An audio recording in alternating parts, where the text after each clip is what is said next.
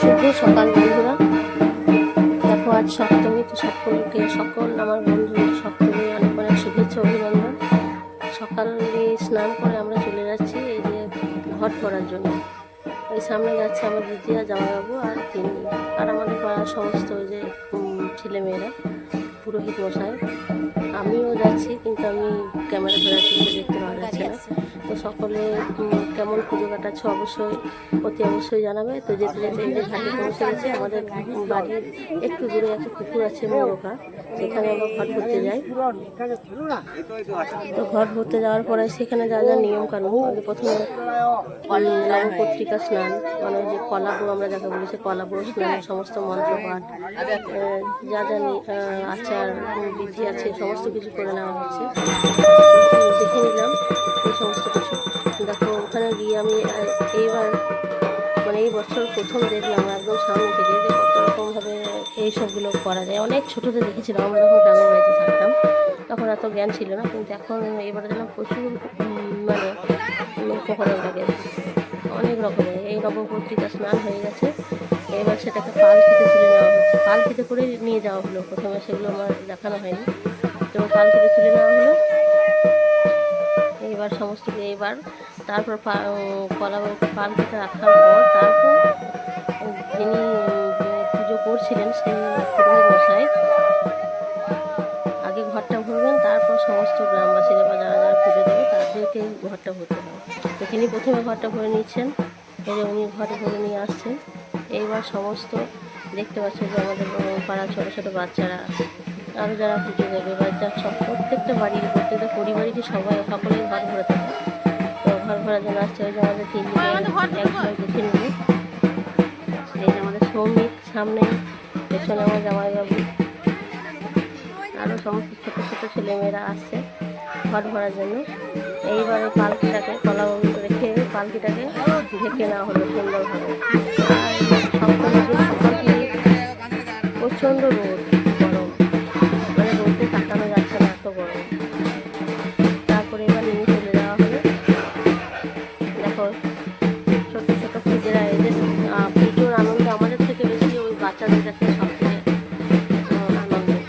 ওরা এত খুশি হয় এই যে ঘট ভরা, তারপর নানা রকম যে নিয়ম আচার থাকে সেই সবগুলো করার জন্য। তো ওদেরকে দেখে আমি সঙ্গে সঙ্গে দেখি সত্যি এবার কত খুশি হয় ওখানে গিয়ে। তো দেখতে পাচ্ছ এই পালকিটা তুলে নেওয়া হচ্ছে। পালকিটা তুলে এবার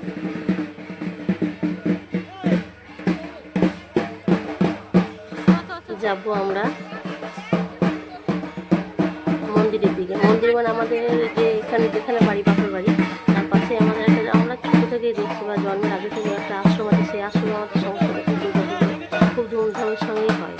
তো সেই আশ্রমে এটা কিন্তু প্রতিষ্ঠিত দেবী, মানে কোনো পাড়া এই জন্য এখানে অনেক বছর আগে থেকে এখানে পুজোটা হয়। তো এখানে নিয়ে চলে যাওয়া হচ্ছে। আমরা যারা এসেছিলাম ঘট ভরতে তারা চলে যাচ্ছি, আবার সঙ্গে সঙ্গে দেখছি আমরা যাওয়ার পরে করে দেখছি প্রচুর লোকজন আসছে ঘট ভরার জন্য। মানে নিয়ম হলো যে আমাদের এই যে নবপত্রিকা স্নান বা কলাবু স্নানের পর যে আসল দেশি মশাই তিনি ঘট ভরবেন, তারপর গ্রামবাসীরা ঘট ভরতে পারে।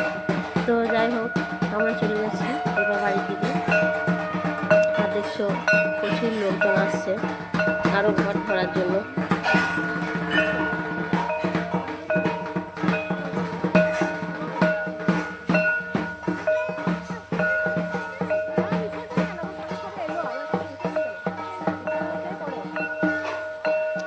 তো সবে মাত্র এই আজ সপ্তমী, তারপর এখন অষ্টমী, নবমী, দশমী বাকি আছে। তো এই 3 দিন দেখা যাক কীভাবে কী আনন্দে কাটানো যায়। আমার ছেলেরা খুব তাড়াতাড়ি চলে আসছে, ছেলেদেরকে পর নেবো ভিডিওতে, তোমরা দেখতে পাবে। তো এবার আমরা চললাম বাড়ির দিকে।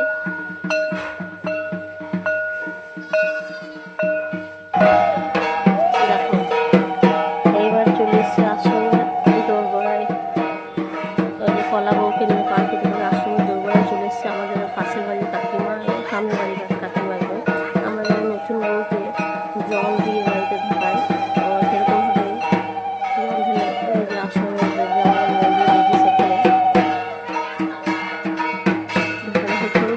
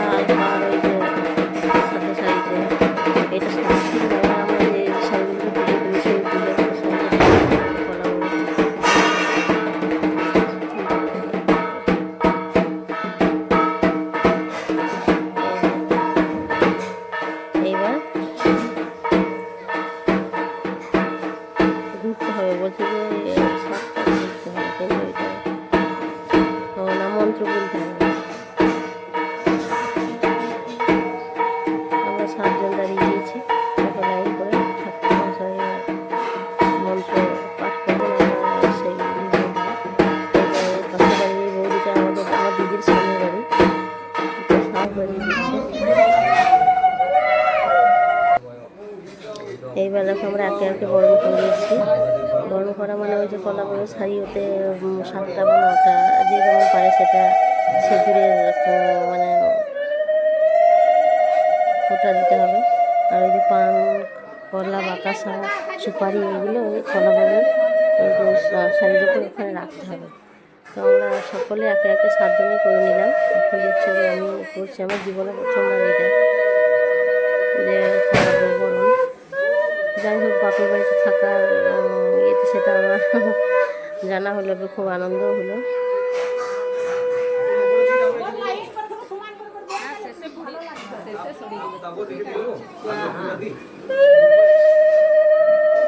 দেখো এবার আমার দিদি বসে যাচ্ছে।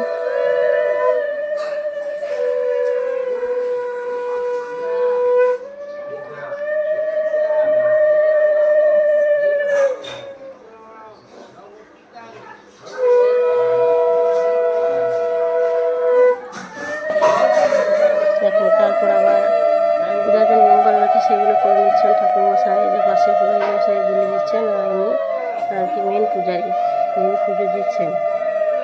তো সমস্ত মন্ত্রপাঠ, সমস্ত আচারবিধি করে নেওয়া হচ্ছে।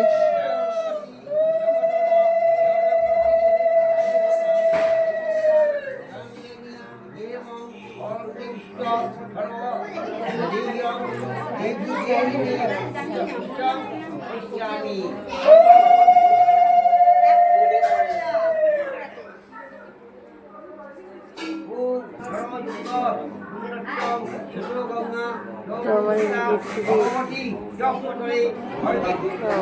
তারপর এই যে ভিতরে কলা বলতে এবার শাড়ি পরানো, কলা বলতে যে বসিয়ে দেওয়া হলো মায়ের আসনের পাশে, তো ওখানে এবার শাড়ি পরানো হলো। দেখো এবার শাড়ি পরিয়ে একটু সুন্দর করে শাড়ি পরিয়ে একদম কমপ্লিট। চালির উপরে দিয়ে দাও। হ্যাঁ এখানে শাড়ি নিচে পরি, নিচে তো কোচা, হ্যাঁ ওর মতো করে গায়ে ঢাকা দিয়ে মুখটা শুধুমাত্র বেরিয়ে আসে। ঢেকে দিই।